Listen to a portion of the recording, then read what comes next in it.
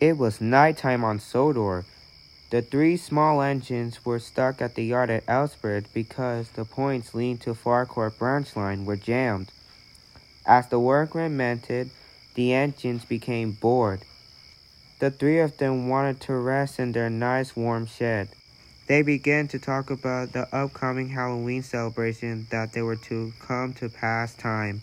I hear a little girl that her grandfather punching for going to a smell shed and he yelled night publicly because he was supposed to know what was inside and so it go in there. Yeah, even if children should not disobey their parents or the grandparents, they will get harshly punished or unless. Percy paused before Thomas just laughed. Ha!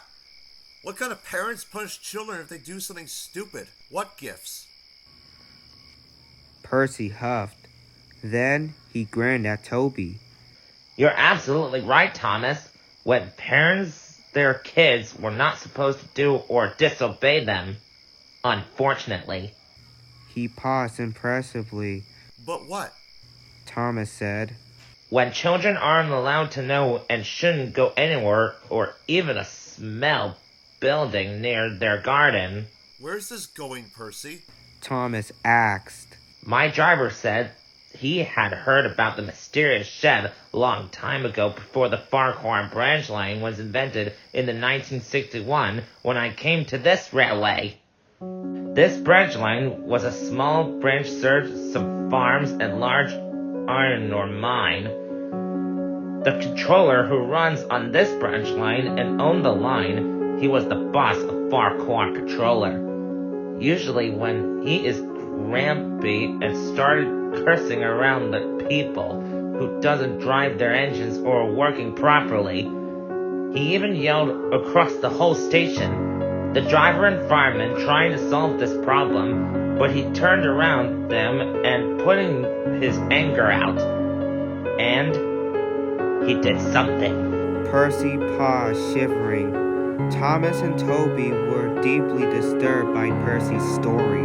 What did he do? Thomas asked. One night, one of the engines, number 3240, had to stay in one shed after taking the goods.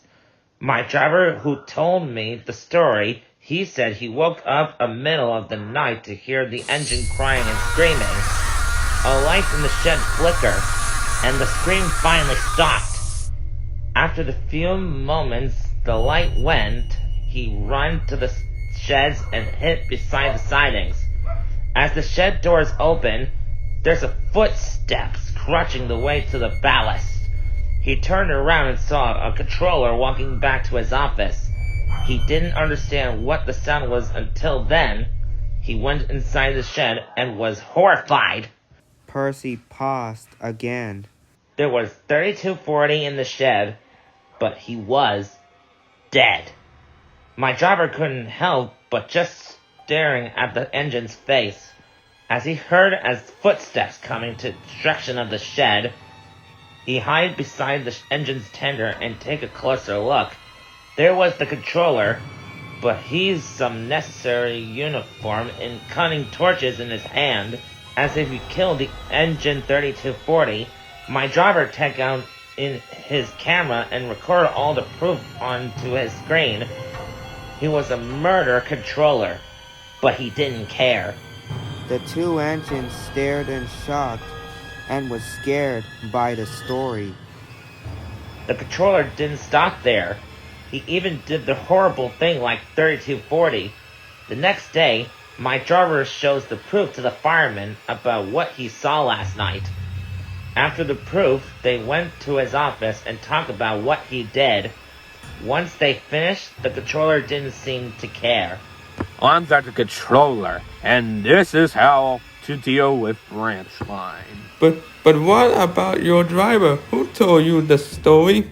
Toby gasped. They saved that engine. One night, my driver and the fireman fired him up and they left the railway. They didn't know to get there or what they would do, but the branch line living dead.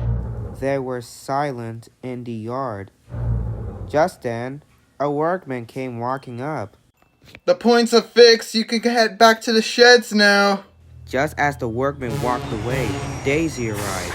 Hello, everyone. What's all the stories going on? Before the three engines could say anything, there was the footsteps coming towards them and the sound of a cutting torch. Thomas and Daisy were horrified of hearing that. They took out quickly back to the shed. Toby and Percy remained behind. They looked at the mysterious costume and saw it was Percy's driver making those noises. They laughed once they were out of earshot. Shall we tell them about the faceless engine? Toby asked. Maybe another time, Toby, on Halloween. The two engines puffed away to join the others in the shed.